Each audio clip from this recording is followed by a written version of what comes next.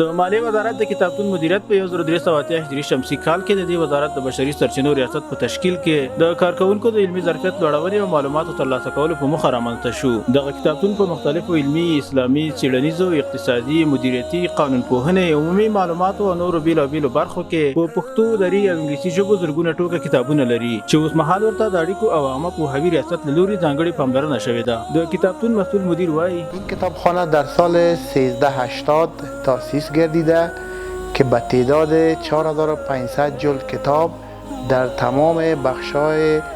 علمی و تحقیقاتی موجود می باشد. این کتابخانه هم روزه از ساعت 8 صبح الی 4 عصر برای علاقمندان باز بوده و